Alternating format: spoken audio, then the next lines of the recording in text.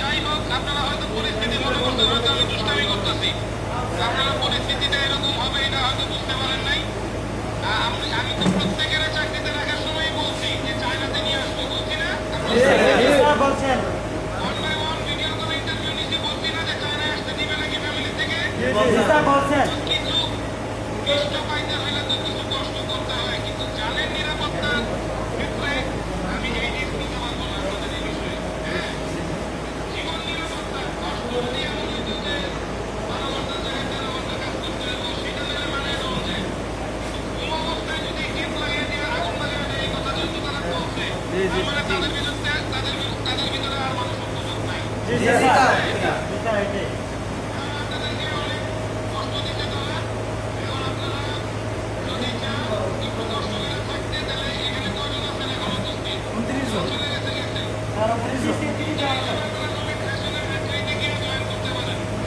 এখানে আপনি থাকতে 2-3 দিন কষ্ট হয়, হুট করে আমি একটা থাকার ব্যবস্থা দিতে কষ্ট হয়।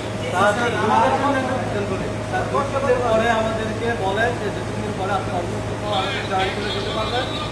আপনাদের এইখানের জন্য রাখছি আমরা 76 জন, ঠিক আছে? প্রত্যেকটা লোককে বলে রাখছি যে চায়নায় যাদের ফ্যামিলি ব্যাকগ্রাউন্ড ওরকম বলছি যে এই লোকটা চায়নায় আসলে তার জীবন উন্নত হবে, তাকে কিন্তু আমরা এই ফ্যাক্টরিতে বানাইছি।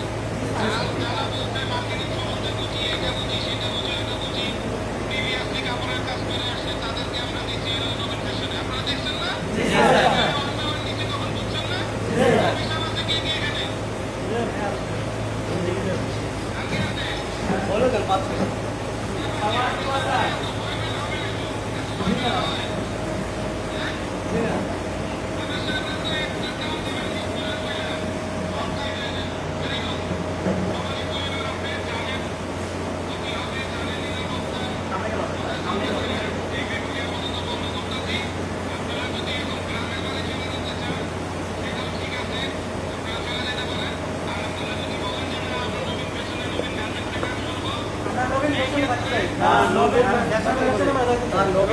আমরা জয়েন করতে চাই, আমরা ঢাকার ভিতরে 2-3 দিন আপনাদের থাকা খাওয়ায় অনেক কষ্ট হবে, কিন্তু হ্যাঁ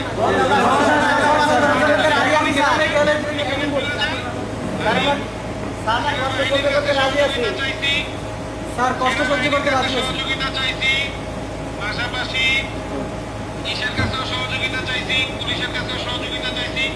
পুলিশ এসে আপনাদেরকে বাইক করে নিয়ে যাবে, নৌকা পার হয়ে সোয়ারিঘাট যাবেন, সোয়ারিঘাট থেকে সোয়ারিঘাটেও আমাদের একটা দোকান আছে নবীন ফ্যাশন, ওখান থেকে আপনারা গিয়ে নবীন গার্মেন্টসে আজকে রাত্রে একটু কষ্ট মিষ্ট করে থাকেন, 2-3টা দিন সময় দেন, আপনাদের এরকম একটা ব্যবস্থা করবো।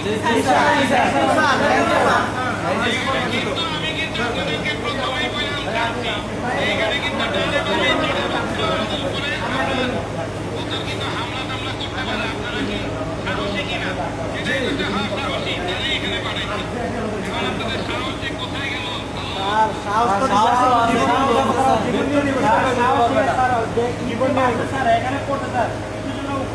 মাথায় আঘাত করে না স্যার, এটাই সব থেকে কথা রয়েছে স্যার। আর এটা জীবন নিয়ে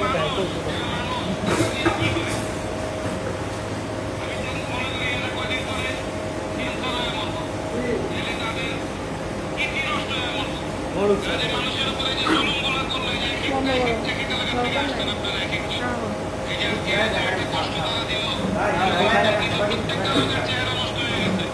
আর পরশুদিন আমি ইন্টারভিউ নেওয়ার সময় দেখলাম কত সুন্দর চেহারা, প্রত্যেকটা লোকের চেহারা টেনশন ঠিক আছে। ওই যে পুলিশ আসতেছে, আপনারা সবাই হবে গেঞ্জি খুলে যার যার নিজের কাপড় পরে যান, ঠিক আছে? গেঞ্জি পরা দেখলে আমার একটা খারাপ অবস্থা হবে, গেঞ্জি নিয়ে যান, ওই নবীন গার্মেন্টসে গিয়ে আবার যার যার গেঞ্জি শেষে করে নেবেন, ঠিক আছে? শোনেন, ইপিলিকার পাখা গজায় মরিবার করে, জুলুমকাররা জুলুম করবে, জুলুমের খেসারত আল্লাহ পাক অবশ্যই তাদেরকে দিবে। ঠিক আছে, ওকে, যান। ধন্যবাদ স্যার। সাহেব কয়জন আছে এখানে? স্যার 3 জন আছে স্যার, 3 জন না 4-5 জন। 5 জন আছে। 29 জন আর একজন 30 জন, আসিফ একজন, এলো 30 জন।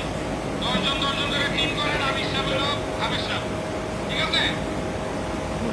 জি আমিরের নেতৃত্বে চলবেন। 30 জনকে 3টা গ্রুপে ভাগ করেন, আসিফ সহ 30 জন। এই 30 জনকে হাবের সাহেবরা থাকতে হলে হাবের সাহেব। হাবের সাহেবদের কথা অনুযায়ী নৌকায় উঠবেন, টেম্পুতে উঠবেন, যা করবেন উনি যা করবো তাই। ওই অনুযায়ী আপনারা চলে যাবেন। পুলিশ আসতেছে, ঠিক আছে? ভাগ করে নেন, যার গ্রুপ ভাগ করে নেন। স্যার অসংখ্য জাজাকাল্লাহ খাইরেন স্যার আপনাকে স্যার আমার কথা বলে গেল বন্ধ হয়ে। আপনারা হাসেন।